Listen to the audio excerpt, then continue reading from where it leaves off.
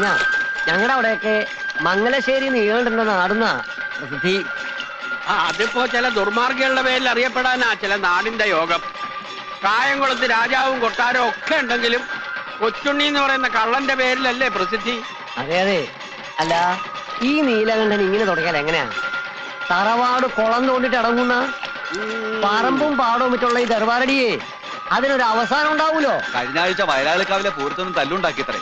16 ആളോട് ഒറ്റയ്ക്കും തല്ലിന്നാ കണ്ടോര് പറഞ്ഞത്. പിന്നെ ആരാ ഇത് തച്ചുള്ളി ഉദയനോ? 16 ആളോടെ ഈ പറയുന്ന നീലാണ്ടനും വാലാത്തമാരും കഴിഞ്ഞ വീണ മുണ്ടക്കമ്പലത്തിൽ വന്നിരുന്നല്ലോ. എന്നിട്ട് എന്തായി? മുണ്ടക്കലെ ചോറ് തിന്ന ആളായതുകൊണ്ട് പറയണതല്ല. മുണ്ടക്കലെ കുഞ്ഞീഷൻ നമ്പിയാരുടെയും അനന്തരവൻ ശേഖരന്റെയും പേര് കേട്ടാൽ നീലാണ്ടന് മുട്ടിടി. ഇന്നിപ്പോ മുണ്ടക്കൽ ഉത്സവമായിട്ട് കുഴപ്പമൊന്നും ഉണ്ടാവില്ല എന്ന് കരുതാ അല്ലേ? ഇത്തവണ അമ്പലത്തിന്റെ 1 മൈൽ ചുറ്റളവിൽ നീലാണ്ടനെ അടുപ്പിക്കില്ല എന്നാ ശേഖരന്റെ ഓർഡർ. വന്ന ചതയ്ക്കില്ലേ കുട്ടികള്, നല്ല ഇഞ്ച ചതയ്ക്കണ പോലെ. നായരെ, ആ കരയിലാരാന്ന് നോക്കി. ആരാണോ? നിങ്ങക്ക് മനസ്സിലായില്ലേ? വലത്ത് നിന്ന് ആദ്യം ഭരതൻ, തൊട്ടടുത്ത് നിൽക്കുന്നത് കുഞ്ഞനന്ദൻ, ജീപ്പിന്റെ മേളിൽ കയറിയിരിക്കുന്നത് കുറുപ്പ്, തൊട്ടപ്പുറത്ത് ചാരി നിൽക്കുന്നത് ഹൈദ്രു. 4 കുപ്പിക്കണ്ടങ്ങളാ മംഗലശ്ശേരി നീലകണ്ഠന്റെ പട്ടാളം.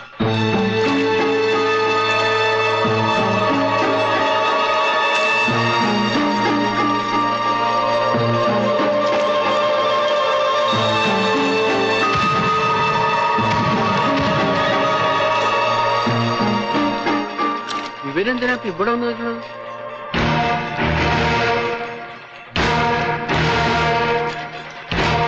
ചങ്ങരപ്പള്ളി ശ്രീകണ്ഠ പൊതുവാളല്ലേ? അതെ. ഒന്നിങ്ങ വരിക, ഒരു കാര്യം പറയാനുണ്ട്. എന്താ നായരെ? ഒന്നുമില്ല. അതെന്താ ഒന്നുമില്ലാണ്ടായിപ്പോയി?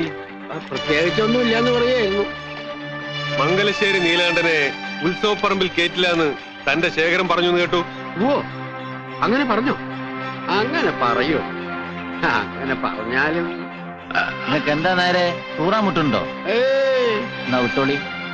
അല്ല, ഈ പഞ്ചവാദ്യക്കാര് അവരെയും കൊണ്ടേ ഞങ്ങൾ പോവും. നിർബന്ധമില്ല.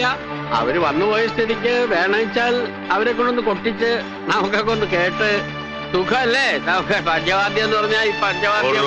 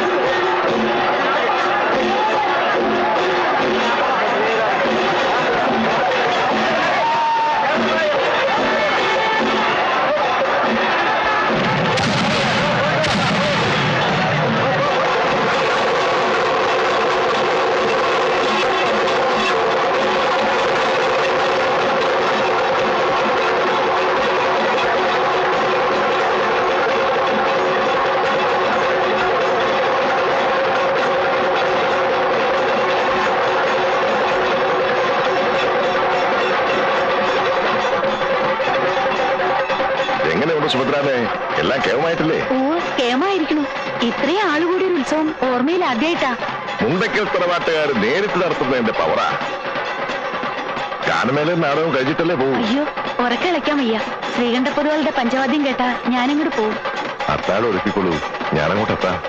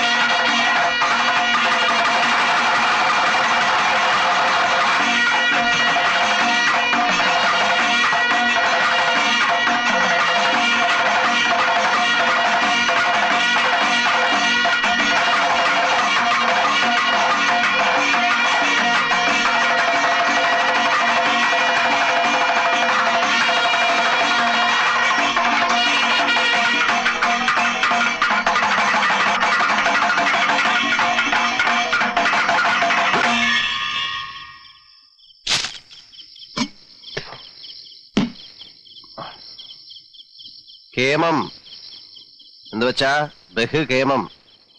ഇനി വാ. ഇയാളെ ഒന്ന് ശ്രദ്ധിച്ചോളൂ പൊതുവാളെ. ഗുരുവിനെ വെട്ടുന്ന വിത്ത. വിരല് മുറിച്ച് ദക്ഷിണായി വാങ്ങേണ്ട തരാ. എന്താ ആരുടെ മുഖത്തൊരു തെളിച്ചയില്ലായ്മ? മുണ്ടക്കിലെ അമ്പലത്തിൽ കൊട്ടാൻ വരുമ്പോ ഇങ്ങനെ ഒരു ചുറ്റിക്കളി ഉണ്ടാവുന്ന കരുതിയില്ലല്ലേ? സത്യം പറഞ്ഞ ഒട്ടും പ്രതീക്ഷിച്ചില്ല. കേട്ടിട്ടേ ഉണ്ടായിരുന്നുള്ളൂ.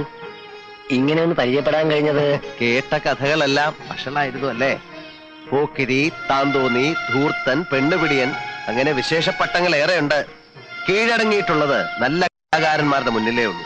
പിന്നെ ഇഷ്ടം നല്ല ചട്ടമ്പികളെയാ. ഈ പറഞ്ഞ 2 വർഗമായിട്ടേ ചങ്ങാത്തേ ഉള്ളൂ. വരെ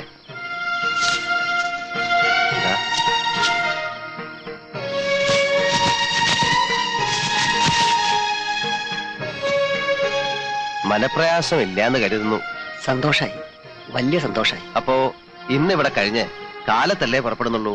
സേവ ഉണ്ടെങ്കിലാവാം. നല്ല നാടൻ വാറ്റും കരിക്കും നല്ലൊരു ഊണും. അതാ എന്റെ ഒരു രീതി. അലോഹ്യം തോന്നരുത്. പിന്നീടാവാം.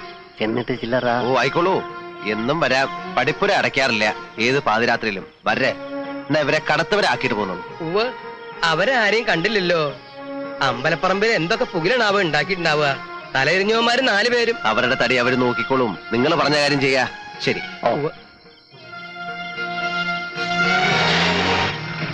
എന്തൊരു അറിവുള്ള മനുഷ്യൻ, എന്ത് ധർമ്മിഷ്ഠൻ. തറവാടിത്തം കാട്ടാണ്ടിരിക്കുമോ? മംഗലശീലത്തേതല്ലേ? കൈ നിറയെ വാങ്ങിക്കൊണ്ടുപോയി നക്കിയ ചെറ്റകൾ തന്നെയാ പറഞ്ഞു നാറ്റിച്ചതും നാണം കെടുത്തിയതും. പറഞ്ഞ ഏറിപ്പോവും.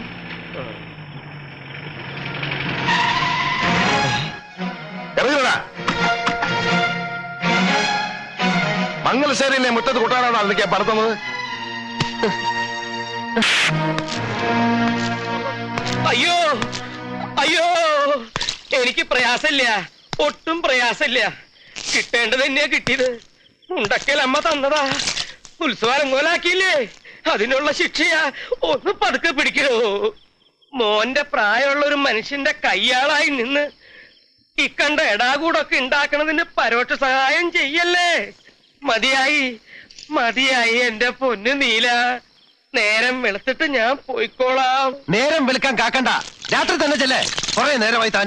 ഇനിയുള്ള കാലം വല്ല ക്ഷേത്രനടയിലും പോയി നാമം ജപിച്ച് തീർക്കാന്ന് കരുതിയിട്ടാ. ചട്ടമ്പികളുടെ കയ്യിൽ നിന്ന് തല്ലുകൊണ്ട് ചാവാൻ വയ്യ. എന്താ വേണ്ടെന്ന് വെച്ചാ നീലം പറയാ. വാടാ. ആഹാ, അതെ, നന്നായിട്ടുണ്ട്. രാത്രി തന്നെ പണം നയിക്കാനാ. നടക്കട്ടെ നടക്കട്ടെ.